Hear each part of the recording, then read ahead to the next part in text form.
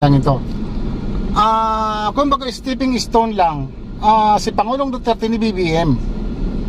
Yun lang sa akin lang yun ha. Walang nagturo sa akin yan, no?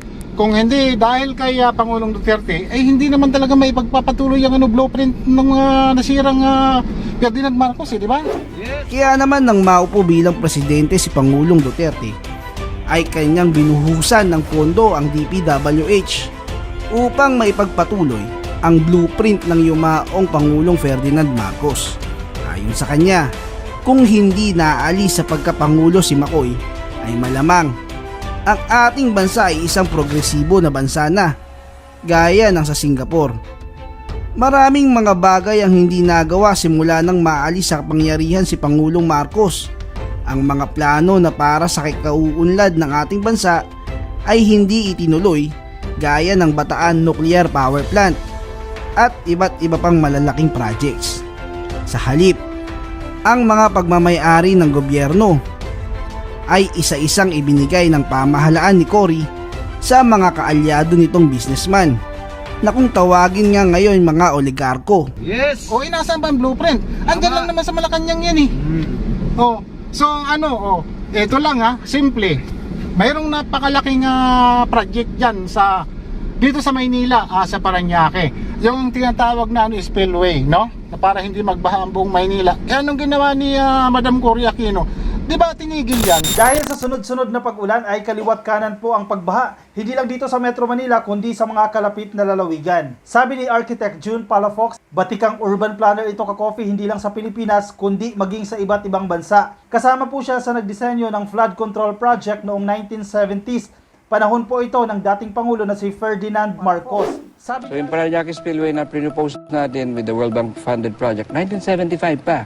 Tapos revive ko nung after Ondoy.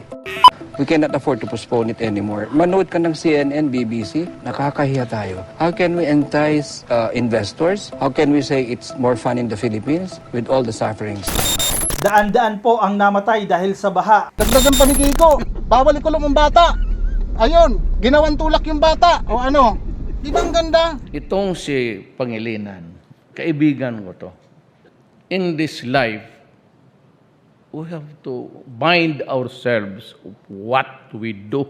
Kung ginawa mo, ginawa mo. Ang criminal code noon, 9 below, no criminal liability.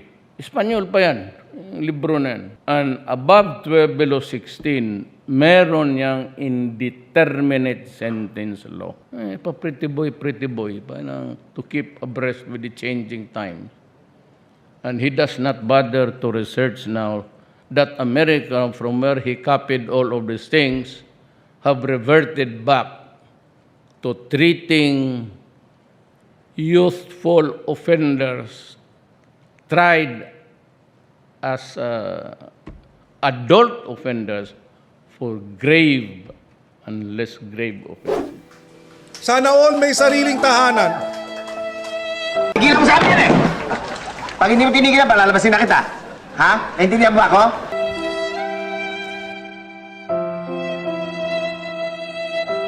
Pag hindi mo sinunod yung sasabihin ko, paalisin talaga kita.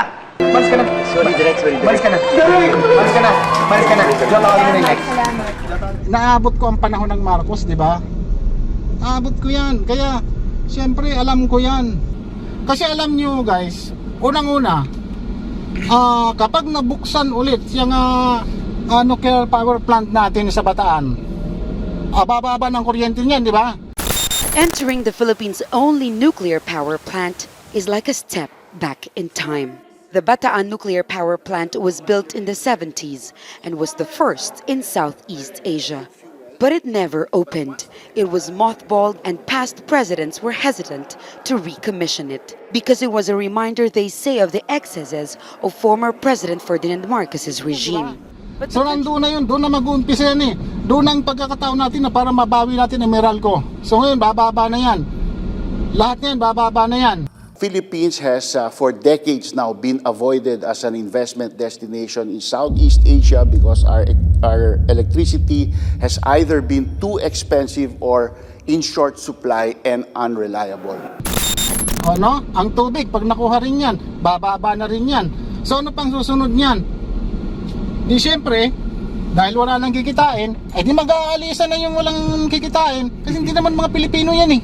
But the country's electricity prices are among the highest in Southeast Asia, partly because its dependence now on imported fossil fuels. That means the average Filipino family spends between 10 to 20% of their monthly income in electricity. Alam nyo ba, para sa akin lang to, para sa akin lang ito. Kumbaga stepping stone lang, si Pangulong Duterte ni BBM. Yun lang sa akin lang yun ha. Walang nagturo sa akin yan, no? Kung hindi dahil kay Pangulong Duterte, ay hindi naman talaga may pagpapatuloy ang blueprint ng nasirang Ferdinand Marcos, di ba? Magtrabaho naman siya para sa mamamayan, no? Ito ang banat noon ni Senator Ontiveros sa ating Pangulong Duterte. Ayon sa kanya, ang presidente ay patamad-tamad lang daw at kailangan daw nitong kumilos. Marahil nakalimutan na yata niya ang kapalpakan ng kanyang amo na si Noynoy noong ito ay presidente mula 2010 hanggang 2016 na ni isang tulay o kalsada ay walang napagawa. Kung may napagawa man katawa-tawa naman sa paningin ng marami. Pero sa halip na sagutin ng pamahalaang Duterte ang pambabatikos na ito ay ipinakita na lang nila ang kanilang mga nagawa at patuloy na ginagawa upang mapaunlad ang ating bansa. Simula nang mailunsad ng pamahalaan ang Build Build Build program. Ayon sa DPWH, mula noong July 2016 hanggang December 2019, aabot na sa 10,000 kilometro ang kalsadang napapagawa o katumbas ng isang biyahe papuntang London. Aabot naman sa 3,000 na tulay ang naipatayo sa iba't ibang panig ng bansa. Ilan sa mga kalsadang pinapakinabangan na ngayon ng publiko ay ang Urdaneta City Bypass Road sa Pangasinan, Laredel Bypass Road sa Bulacan, at Tacloban Bypass Road. Ang dating mahabang biyahe papunta sa SLEX sa Bikutan galing Rizal ay aabutin na lamang ng 30 minutes. Ayon sa DPWH, ang pagdaragdag ng kalsada ang kanilang pangunahing tinutukan upang maibsan ang traffic na humahatak sa ating bansa pababa.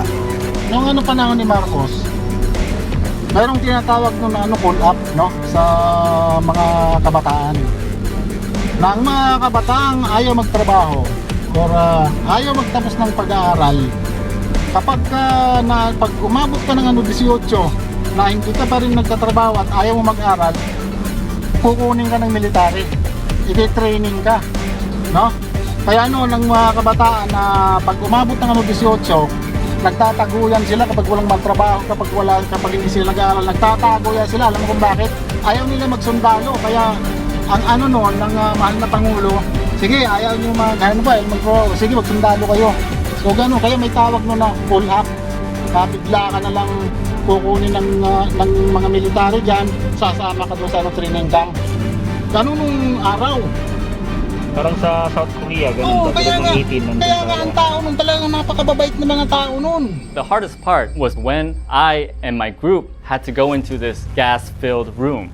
My name is Jin Kim, and I served in the South Korean military for 2 years. The law requires every male to serve the military, and it is extremely hard to get out of it. If you purposely evade the military duty, you will get jail time. The service is mandatory mainly because our relationship with North Korea. After things got intensified after the Korean War, there was a need for an active force for the South Koreans, so the military can always be ready. Ang martial law kasi, kaya nagkaroon ng martial law, alam niyo ba kung bakit? Dahil inaatake na siya. Diba? So, siyempre ikaw, pagka ikaw man ng Pangulo, isang Pangulo ka, gagawa ka ng paraan para iligtas mo ang bayan mo. Martial law has been declared numerous times throughout U.S. history. Once martial law is declared, most civil rights are temporarily suspended, and the U.S. military assumes control of all law enforcement duties, although existing law enforcement is still active and aids in establishing martial law.